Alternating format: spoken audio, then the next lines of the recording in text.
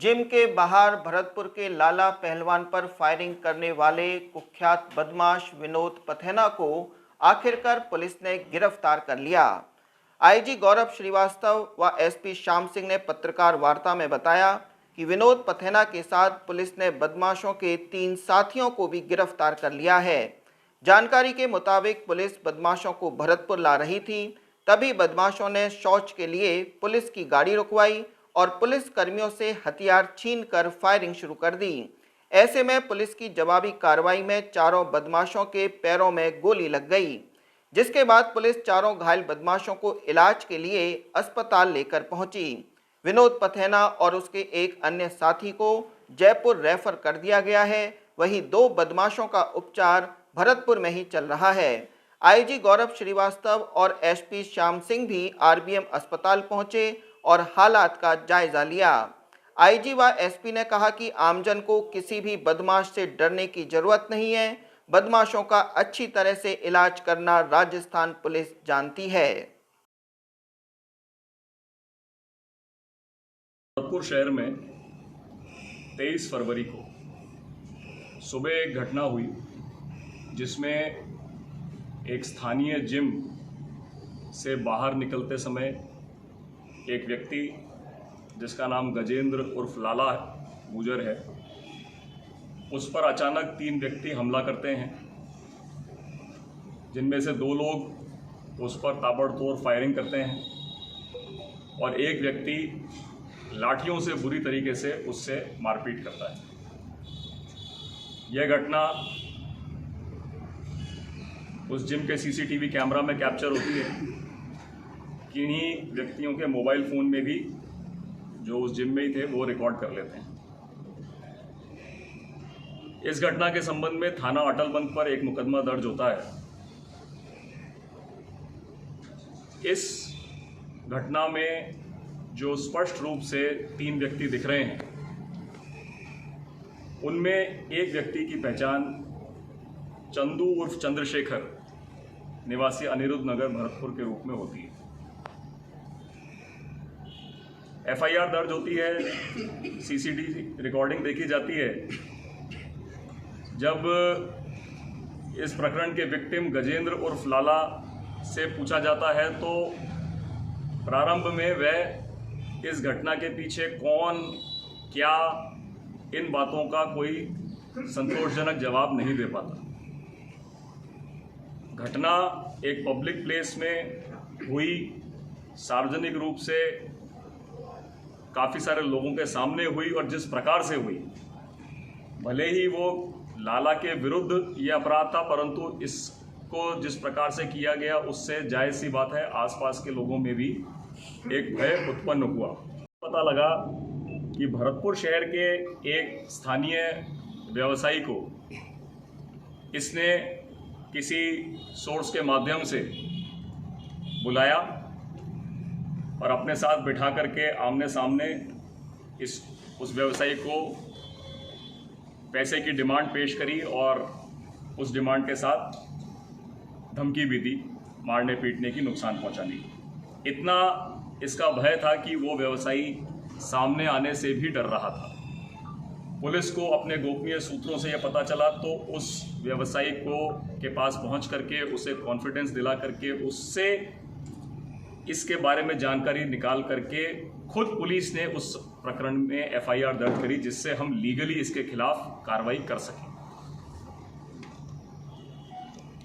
इसके खिलाफ राजपासा में एसपी साहब ने इस्तगासा जिला कलेक्टर भरतपुर के यहाँ भेजा। जिला कलेक्टर भरतपुर ने राजपासा में राज्य सरकार से शक्तियां प्राप्त की और अभी 13 फरवरी को ही विनोद पथेना के खिलाफ राजपासा के तहत निरुद्ध करने का डिटेंशन ऑर्डर जारी हुआ और हमने पूरी तैयारी कर ली थी इसको बहुत जल्द तलाश करके उस राजपासा में इसे निरुद्ध करने की, क्योंकि इसकी लगातार गतिविधियां चल रही थीं, ऐसी सूचनाएं आ रही थीं। बावजूद पूर्व की सारी विधिक कार्रवाई के बावजूद 110 सीआरपीसी में पाबंद होने के इसकी गतिविधियों में रुकावट नहीं हो रही। यह जब घटना हुई और इस घटना में विक्टिम लाला की रंजिश विनोद पथैना से पता लगी और विनोद पथैना का इन्वॉल्वमेंट इस घटना में सामने आया, तो विशेष रूप से इसका खुलासा करने के लिए, अपराधियों को पहचान करने के लिए, उनकी लोकेशन ट्रेस आउट करने के लिए, उनकी धरपकड़ के लिए Shri Brijesh Upadhyay IPS additional SP headquarter Bharatpur के नेतृत्व में विशेष टीम का गठन किया गया।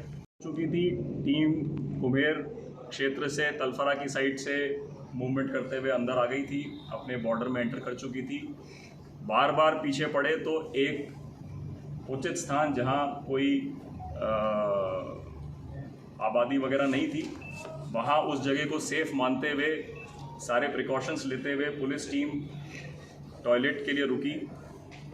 सभी अपराधियों को किसी न किसी पुलिसकर्मी ने पकड़ रखा था मजबूती से, क्योंकि इस प्रकार का इनका क्रिमिनल कंडक्ट पहले रहा है। उस रात्रि का समय का फ़ायदा उठाते हुए विनोद ने अपना मजबूत शरीर और कॉन्फिडेंस, आपराधिक कॉन्फिडेंस को दिखाते हुए पुलिस के साथ धक्का मुक्की की और छुड़ाने का प्रयास किया और धक्का देकर के भागने का प्रयास किया, और इसी दौरान अपने बाकी साथियों को भी ललकारा कि तुम भी पुलिस का वेपन छीनो और भागो। इसमें उस कमोशन में, उस गुत्थम गुत्था में प्रेमवीर और भीमा, ये दोनों पुलिसकर्मियों से उनका पिस्टल छीनने में सफल हुए और पुलिसकर्मियों पर ही फायर किया।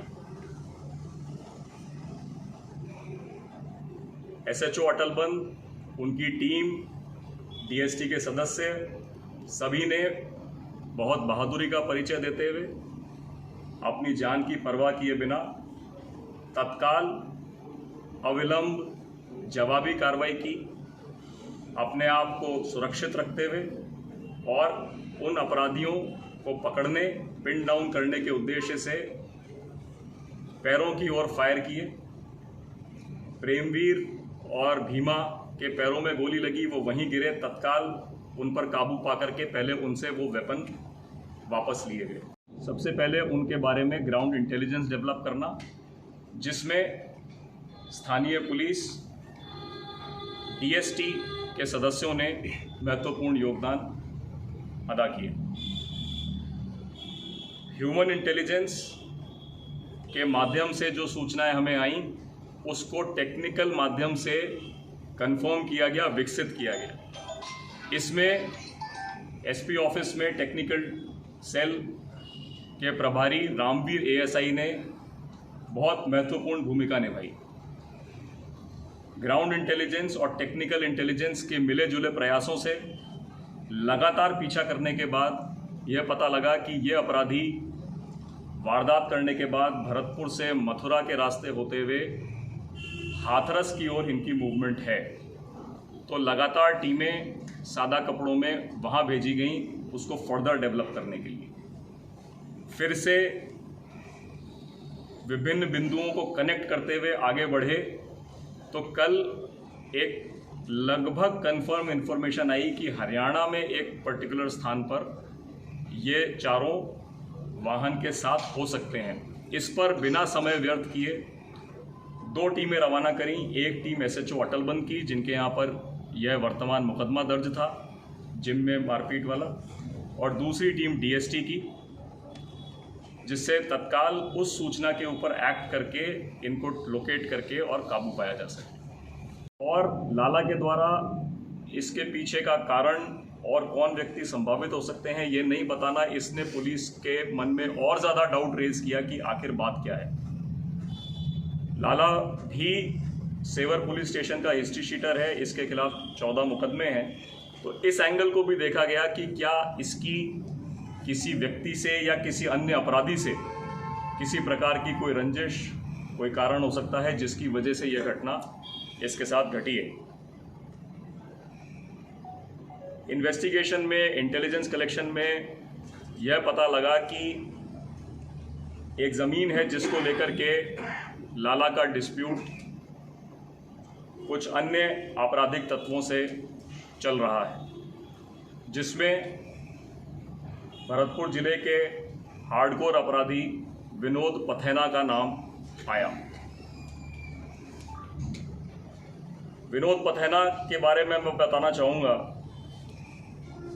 कि 15 अक्टूबर पिछले साल यह जेल से रिहा हुआ, जमानत पर बाहर आया।